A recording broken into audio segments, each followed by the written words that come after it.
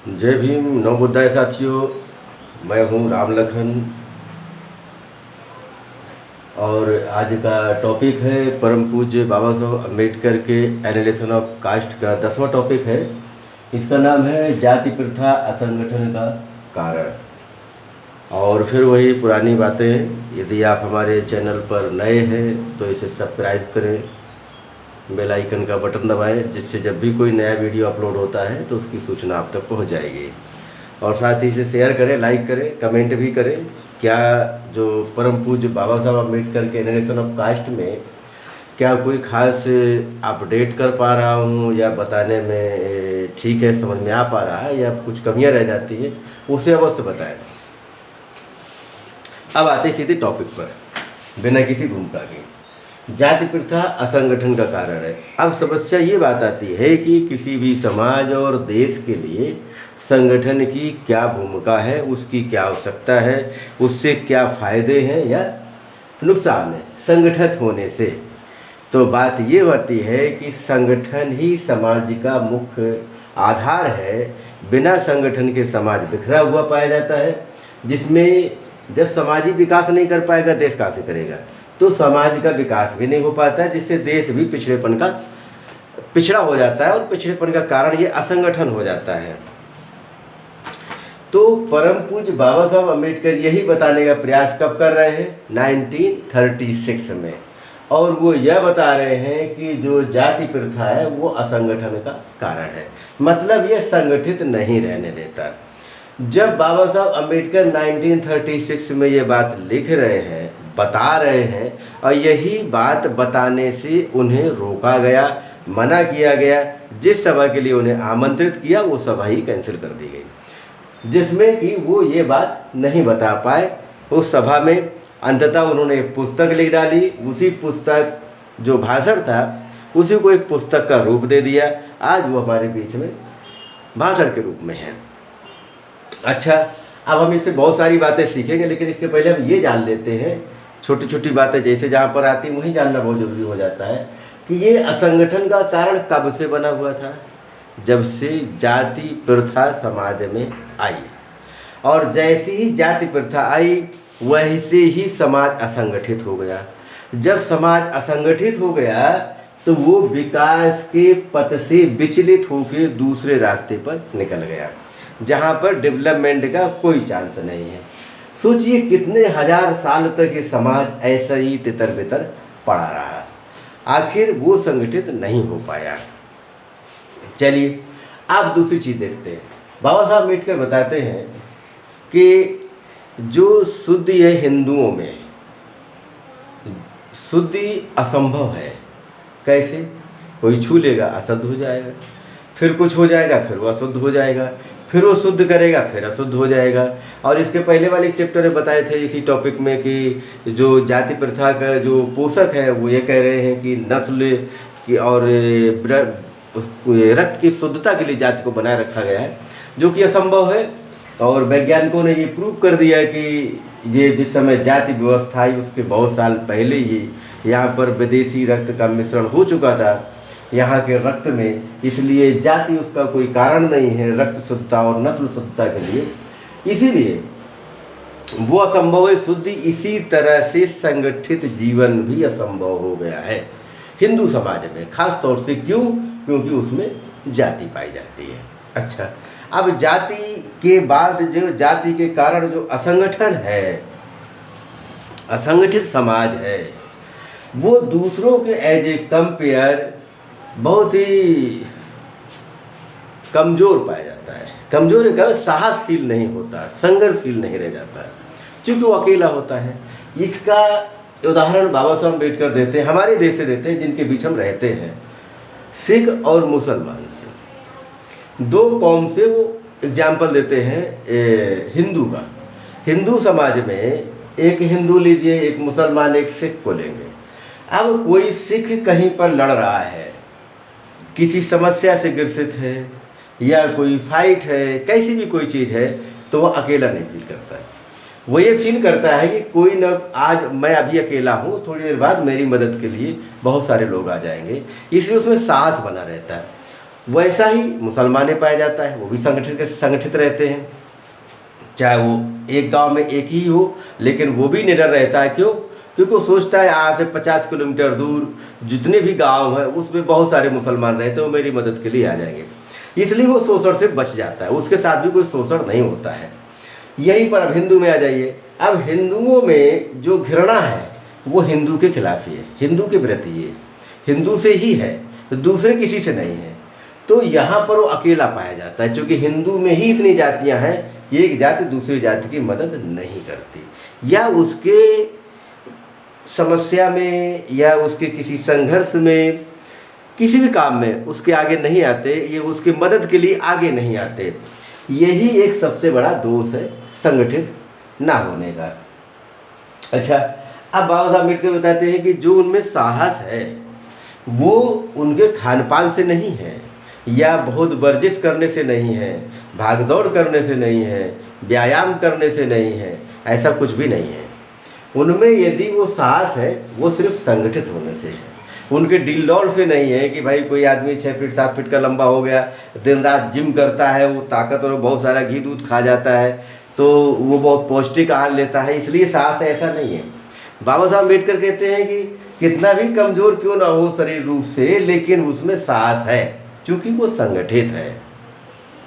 और हिंदुओं में संगठन ना होने के कारण वह अकेलापन महसूस करता है, और उसे विश्वास भी रहता है कि मेरी मदद के लिए कोई नहीं आएगा। जबकि दूसरे लोगों को, अब वहीं जब सिख और मुसलमान को लेते हैं, यहाँ आप सिख देखिए और मुसलमान देखिए,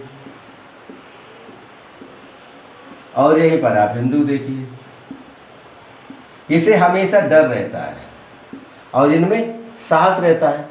क्यों? इनकी मदद करने आते हैं लोग, देखिए लिए लोग आगे आते हैं, यहाँ कोई नहीं आता है।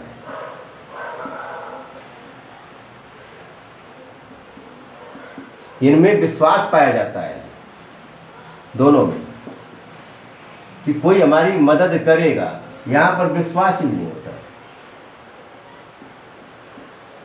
जब यहाँ पर साहस होता है तो ये साहस से लड़ते हैं, और ये क्या करते हैं? विश्वासघात कर देते हैं।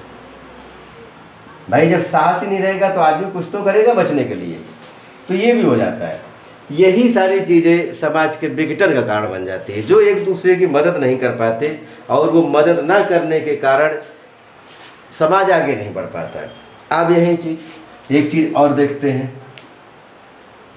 बाबा साहब अम्बेडकर ये बताते हैं कि यदि हिंदू समाज में ये जाति व्यवस्था को खत्म कर दिया जाए, चूँकि एनिवर्सरी कास्ट का मतलब ही है जाति का बीजनाश, यदि इसको खत्म कर दिया जाए तो यही डेवलप शुरू हो जाएगा।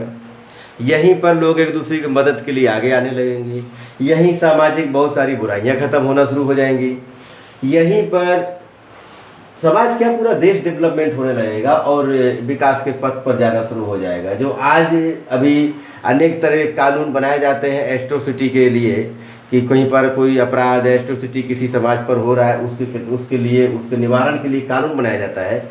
यदि ये समाज संगठित होगा तो कानून की जरूरत ही नहीं रहेगी। क्यों? वो अपराध ही नहीं होगा। जब अपराध नहीं तो कानून किस बात का? तो ये बहुत सारी चीज़ें हो सकती हैं, और देश को संचालित करने वाले लोगों को भी आसान हो जाएगा देश को संचालित करने के लिए। जितना दिमाग वो किसी अपराध को, किसी समाज के ऊपर होने रहे शोषण या अन्य चीज़ों पर दिमाग लगाते हैं, उससे ज़्यादा दिमाग लगाएंगे विकास के लिए। तो ये चीज़ें बेहतर है जो कर देना चाहिए। अब जाति प्रथा में यदि हम आज हमें जाति को नहीं ख़त्म कर पा रहे हैं, तो हम कुछ तो ख़त्म कर सकते हैं। बाबा साहब अम्बेडकर जिस समय लिख रहे थे एनिमेशन ऑफ कास्ट, तो जरूर उनके मस्तिष्क में एक बात जरूर रही होगी कि जो मैं लिख रहा हूँ, जिन समस्याओं को विवरण दे रहा हूँ, आखिर आने वाले दौर में जब लोग इसको पढ़ेंगे समझेंगे तो कुछ करेंगे। आखिर क्या करेंगे? आज हम जो देख रहे हैं कि भाई जाति में, अब हम सोचते हैं भाई ये तो नष्ट ही नहीं होने वाला, कैसे ख़त्म करेंगे हम इसको। चलिए कोई बात नहीं है, अब हम इसको कुछ तो कर सकते हैं। मेरा एक ही मकसद है कि हम जितना कर सकते हैं उतना करें। हमारा मतलब ये नहीं है कि हर व्यक्ति 1 कुंटल का बोझा उठाता है सबको 1 कुंटल ही उठाना चाहिए। आप 1 किलो उठा सकते तो 1 किलो उठाइए, आप आधा किलो उठा सकते आधा किलो उठाइए। आप समस्याओं को जितना ख़त्म कर सकते हैं आप उतना तो करें, मतलब ढोए नहीं उसे। जहाँ तक नहीं समझ में आया वो समय निकल गया, जहाँ पर आपको समझ में आ गया है वहाँ तो सुधार करने का प्रयास किया जाए। मतलब फिर जानने के बाद उन्हीं समस्याओं को ढोते रहना ये गलत है। अभी देखिए बताता हूँ मैं इसी पर एक चीज़ आप समझिएगा कि जाति व्यवस्था को फैलाने में एक समय में उनका बड़ा योगदान था, जिन्हें आज लोग मनुवादी कहते हैं या सवर्ण कह दें या ब्राह्मण कहें, मुख्य रूप से चलिए मान लीजिए कि उनका बड़ा योगदान था जाति व्यवस्था को फैलाने में। आज इसके 2 जिम्मेदार लोग हैं, एक वह और वो कम जिम्मेदार हैं जिन पर हम आरोप लगाते हैं। अब उनसे बड़े जिम्मेदार वो हैं जो जिनसे जाति प्रथा से शोषण होता है। जैसे अब हम देखते हैं कि एक जैसे चमार है, कोरी है, धोबी है, वाल्मीकि,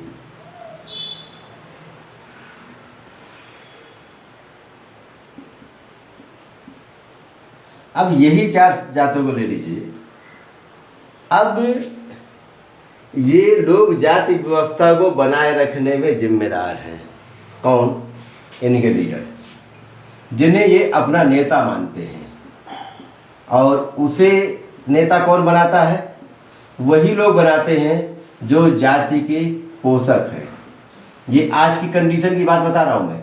आज आप गौर करिए, प्रैक्टिकल चीज़ें इसको देख सकते हैं आप समाज में कि जो लोग जाति के पोषक हैं, जो आज उच्च पद पे पहुंच जाते हैं, मंत्री बन जाते हैं, सांसद विधायक बन जाते हैं, और किस कारण से बनते हैं? वो राजनीतिक रिजर्वेशन के कारण बनते हैं। राजनीतिक रिजर्वेशन से वहाँ तो पहुंच जाते हैं, फिर क्या है, इनकी बिरादरी के लोग इन पर विश्वास करते हैं, विश्वास करने के कारण ये बन जाते हैं। लेकिन ये जो है ये बाद में इन्हें जो वास्तविकता है समाज की वो नहीं बताते, और क्या कहते हैं, भाई जैसा वैसा चलते रहने देना चाहिए। क्या करेंगे, अपने बस में तो कुछ है नहीं, ये सब भगवान ने बना दे, हमारा भाग्य ऐसा, तो हम क्या करेंगे। आखिर उन्हीं चीज़ों को समर्थन करते रहते हैं जिनका डर बाबा साहब अम्बेडकर को पहले से था। यदि ये चाहें तो ये कह सकते हैं कि जो रिस्पेक्ट मेरा किसी राजनीतिक पार्टी में है या किसी सामाजिक संगठन में है, मेरी सारी कौम को सेम रिस्पेक्ट मिलना चाहिए। यदि ये बात कह कर के किसी संगठन के साथ ये लीडरशिप करते हैं तो जाहिर सी बात है इस समाज से जाति प्रथा खत्म हो जाएगी। लेकिन एक दौर में एक पोषक था, आज के दौर में 2 है, तो खतरा ज़्यादा बढ़ गया है। हम क्या सोचते हैं, जाति प्रथा इस समय ज़्यादा कमज़ोर हो रही है? ऐसा नहीं। इस समय यदि जाति प्रथा कमज़ोर हो जाएगी तो इनके जो लीडर हैं, ये कैसे भी लोग नेतृत्व करने पहुंच जाते हैं, ख़त्म हो जाएंगे। और ये अपने आप को बनाए रखने में सक्षम तब तक रहेंगे जब तक कास्ट रहेगी, जाति प्रथा रहेगा। यदि जाति प्रथा खत्म हो जाएगी तो ये फर्जी लीडर बंद हो जाएंगे। ये फिर वास्तविक नेतृत्व आना शुरू हो जाएगा जो बुद्धिजीवी होगा। और बुद्धिजीवी ना आने का कारण यही है कि ये बीच में आ जा रहे हैं। जैसे चमचा युग के रूप में लिखा है मानवर कांसीराम साहब ने, तीनों से चीज़ों का उल्लेख है उसमें। आज हमको चाहिए कि यदि हम इन्हें छोड़ दें, अब हम सोचते ये काम इनको करना चाहिए, ये भी एक हमारी बड़ी भूल है। ये काम यदि ये नहीं करेंगे तो वो तो चाहेंगे कि यदि कास्ट रहेगी तो मैं राजा रहूँगा, नहीं तो फिर कौन मानेगा मुझे। और उसमें वो काबिलियत नहीं कि खुद नेतृत्व करने में सक्षम हो, इसीलिए वो इस बुराई को बनाए रखना चाहता है और दूसरे लोगों के साथ सामंजस्य बिठाए हुए रहता है। क्यों? क्योंकि उसके बाद शक्ति मिल जाती है। अब यहाँ पर यदि इनके जो पढ़े लिखे लोग हैं, नौकरी पेशा लोग हैं, इनके भी नौकरी पेशे वाले लोग हैं, इनके भी नौकरी पेशे वाले लोग हैं, और यहाँ पर भी है, और इवन यहाँ तक देखते हैं कि एक IAS से लेके और एक चपरासी तक इनमें सब पाए जाते हैं। और हायर एजुकेशन से लोअर एजुकेशन तक भी लोग पाए जाते हैं। मजदूर भी पाए जाते हैं, गरीब भी पाए जाते हैं, बीमार भी पाए जाते हैं, असहाय भी पाए जाते हैं, इसमें भिखारी भी होते हैं, सारे तरीके के समस्याग्रस्त लोग भी हैं। और कुछ लोग ऐसे भी हैं जो अच्छी ज़िंदगी भी जी रहे हैं। अच्छा, जो लोग अच्छी ज़िंदगी जी रहे हैं वो सिर्फ ऐसा नहीं कि आर्थिक रूप से संपन्न है, वो मानसिक रूप से भी संपन्न है। उनमें चेंज करने का टैलेंट है, वो चेंज कर सकते हैं और इनसे ज़्यादा बेहतर कर सकते हैं। कौन किन से?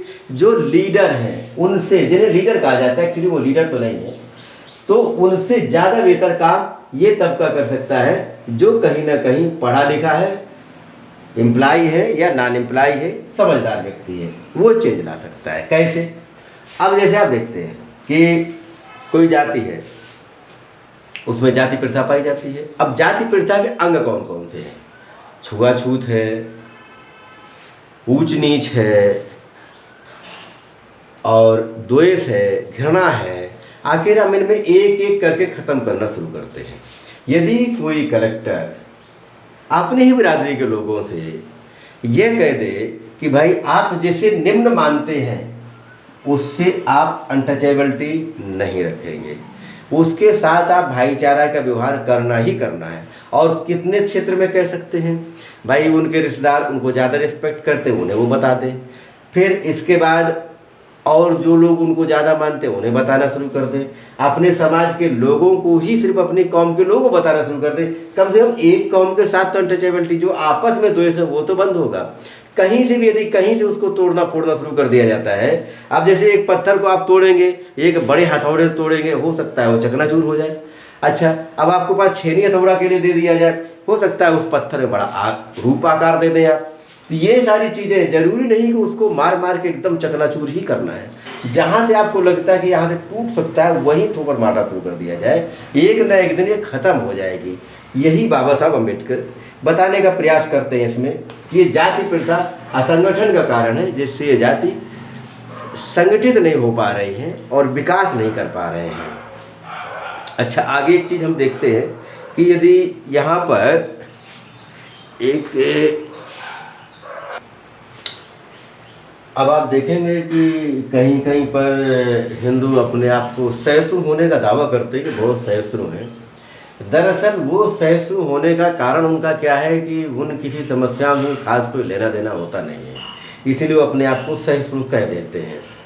एक चीज़ और है कि यदि हम मॉरिस के शब्दों में भारत की व्यवस्था को देखते हैं तो वो यहाँ क्या बताते हैं, आप गौर करिएगा।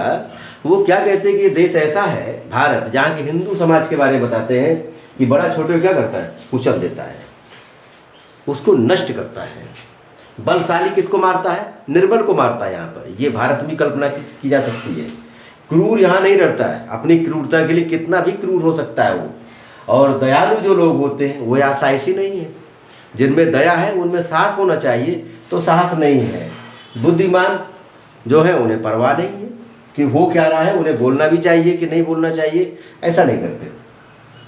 और साथ में क्या बता रहे हैं कि सहनशील हिंदू देवी देवताओं के चलते भारत में दलितों की दयनीय अवस्था की कल्पना करना कोई कठिन काम नहीं है, बिल्कुल आसान है। यहाँ ये संभव है कि इनकी दयनीय जो अवस्था है उसकी कल्पना ही नहीं, उन्हें देखा जा सकता है किस बुरी दशा में जानवरों से भी बदतर जीवन जीने के लिए यहाँ मजबूर कर दिया जाता है। ऐसा मॉरिस के शब्दों में कहा गया है। अब समस्या ये चीज़ है कि ये चीज़ जब हम जान लेते हैं, मेरा कोई बहुत बड़ा वो नहीं है, बस मैं ये बताना चाह रहा हूँ कि जब हम ये समझ ही लेते हैं कि यहाँ बड़ा छोटे को कुचल देता है, तो छोटा कुचला क्यों जा रहा है, उसमें साहस नहीं है, वो संगठित नहीं है, उसका कोई साथ नहीं दे रहा है, या उसमें ज्ञान नहीं है, या वो अशिक्षित है। आखिर प्रॉब्लम है कहाँ पर? यदि हम ये बात जान लें, और ये सारी की सारी समस्या किसकी है, ये दलितों की है, शूद्रों की, और किसी की नहीं है। जो बलशाली है, जो बड़ा है, जो क्रूर है, वो कौन है? वो यहाँ का फॉरवर्ड क्लास है। और उनकी मदद करने वाले कौन है? इन्हीं के कुछ साथी लोग हैं। और यहाँ पर दयालु और बुद्धिमान जो लोग हैं वो किनमें हैं? दलितों के बीच में जो भी दयालु और बुद्धिमान, इन्हें परवाह करनी चाहिए। परवाह वो क्यों करेंगे जो सुखी जीवन जी रहे हैं? यदि उन्हें करनी होती तो 5000 साल से आज तक परवाह नहीं किए, तो आज क्या करेंगे? ये अपनी परवाह खुद करनी पड़ेगी। इसीलिए बाबा साहब अम्बेडकर ने एनालिसिस ऑफ कास्ट में सारी समस्याओं का बखान कर दिया है कि आपको कभी भी कोई भी गुमराह कर ही नहीं सकता। दूसरी चीज़ ये है कि हर व्यक्ति, आज देखिए हजारों लाखों बाबा साहब की तस्वीर लगाए मिल जाएंगे, मैं बाबा साहब मिशन पूरा कर रहा हूँ। तो एक बार पूछिए कि भाई साहब आप मिशन कौन सा पूरा कर रहे हैं, उनसे प्रश्न करना शुरू करिए। आप अपने नेताओं को जानना शुरू कर दीजिए, आपकी समस्याएं समाप्त होना शुरू हो जाएंगी। या तो लीडर बदलेंगे या लीडर अपने आप को बदल लेंगे, दो चीज़ें तो निश्चित हो जाएंगी। यदि आप जो लोग आपको शिकार बना करके आगे बढ़ना चाह रहे हैं उनसे आप प्रश्न करना शुरू कर दीजिए, वो अपने आप सुधार कर लेंगे। यदि उन्हें बने रहना है तो निश्चित तौर पर वो अपना सुधार करेंगे, और नहीं तो आप तो अपने आप सुधर जाएंगे और आप निश्चित तौर पर आगे जाके लीड करेंगे। यही सारी चीज़ों का जो बाबा साहब अम्बेडकर वर्णन करते हैं और बताते हैं, उनका उद्देश्य यही था कि जब मुझे रोका जा सकता है ये सारी बातों को बताने से, तो आपको क्यों नहीं रोका जा सकता। और अकेले कोई व्यक्ति इतना संघर्ष करके इस मुकाम तक पहुंच जाता है कि आपको बोलने का अधिकार मिल जाता है और ये सारी बातें कह सकता है। आज यदि मैं कह रहा हूँ तो मुझ में ताकत कहाँ से है? मेरे पीछे कोई है क्या? मेरे पीछे है इंडियन कॉन्स्टिट्यूशन, जिसमें मुझे राइट मिलता है कि मैं कोई बात कह सकता हूँ। अब इसमें तो मैंने किसी को ठेस पहुँचाया नहीं, मैंने अपनी बात कही और संगठन बनाने के तरीके बताए, और ये आसान चीज़ है। यही आसान बात बाबा साहब नहीं बोल पाए 1936 में। किनके सामने? वही लोग जो लोग ये कहते थे हम जात पात तोड़क मंडल चला रहे हैं, बट वो संगठन किनका था? सवर्णों का था। इसलिए उन्हें बुरा ना लगे, इसीलिए बाबा साहब को आमंत्रित करने के बाद वो सभा ही कैंसिल कर दी। इसीलिए आपको चाहिए कि जहाँ पर आप जिस स्थिति में है उस स्थिति में क्या कर सकते हैं। आसान सी बात है, जिस स्थिति में भी है उसमें क्या कर सकते हैं। बस जहाँ जो कर सकते उतना ही करने की ज़रूरत है। निश्चित तौर पर इतना कठिन किला नहीं जो टूट ना सके। ये बहुत ही जर्जर और बिल्कुल ही कमज़ोर है, इसे आसानी से तोड़ा जा सकता है, बस प्रयास करने की ज़रूरत है। यदि ये तोड़ने के लायक ना होता, ये टूटने में असक्षम होता या ये असंभव होता, तो बाबा साहब एनालिसिस ऑफ कास्ट बिल्कुल नहीं लिखते। इसलिए यदि बाबा साहब पर विश्वास है और ये मानते हैं कि उन्होंने सही लिखा है, तो फिर इस पर काम करना हर एक व्यक्ति की, जो पढ़ा लिखा तबका, उसकी बिल्कुल जिम्मेदारी बनती है और उसे करना चाहिए। Thank you very much. जय भी, नो बुद्धाय।